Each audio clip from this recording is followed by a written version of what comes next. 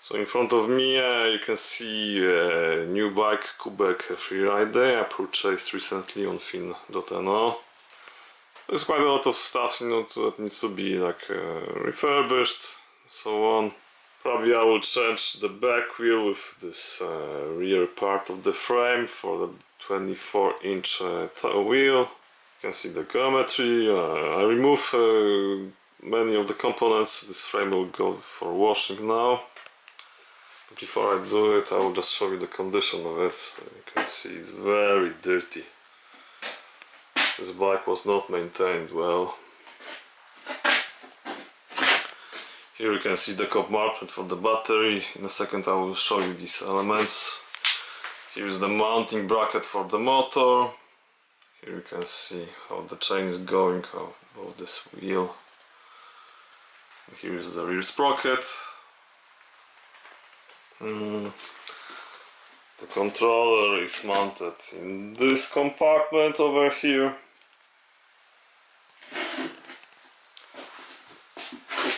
And that's it, more or less. Comes with big Dorado fork. What I don't like with this Kuberg bikes, it doesn't come with any display. And that's something I will try to change by installing new ASI controller, replacing the original one. So I will see how it goes, and I hope there won't be any troubles. So let's now go to the components of this bike. In front of me you can see the guts of this bike, motor, battery and some panels. I'll start with the motor. It's a chunky beast. You can compare the size of it to my hand. It's way bigger than CYCX1 Pro motor. It's comparable size to these QS motors, I think. Producer says it can produce power up to 14 kilowatts. That's a lot. So here you can see the phase wires, the whole sensor connector. So that is it. Then is a battery. It's 48 volt type, 20 ampere hours capacity. Remember? Comes with these huge connectors. I never seen such big ones. What they say is capable of, you know, supplying this 14 kilowatt power. Of such small capacity, I doubt you can ride along on this type of battery. So maybe I will probably make a new one, bigger one with higher voltage. I'll see.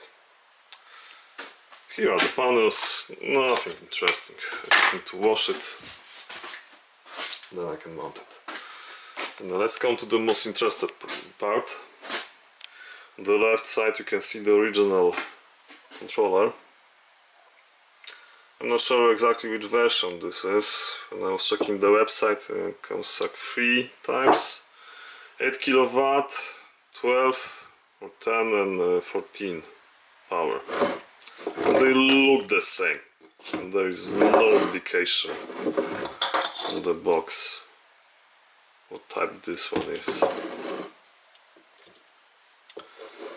that's how it looks like inside. Connectors for phase wires and the signal cables. So this one is working, but since this Kuberg doesn't come with a display and this original controller or the bike doesn't have any one, then I decided to try out to connect the motor to this ASI 2000 controller, which is capable of supplying up to 200 ampere current. So when you have 72 volt battery, you can get up to 14 kilowatt power, which this motor is capable of producing. So I think this controller is perfectly suited for this job. It's not too big, you can see. Slightly wider than the original one. So I have to find out, you know, the proper placement for this. So the most difficult part will be to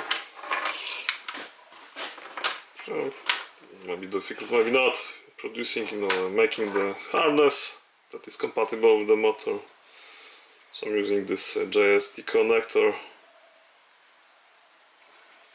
for the whole sensors. I need to make a new connector on the motor side. And I'll be able to connect the motor to this controller and unit. And hopefully everything works fine.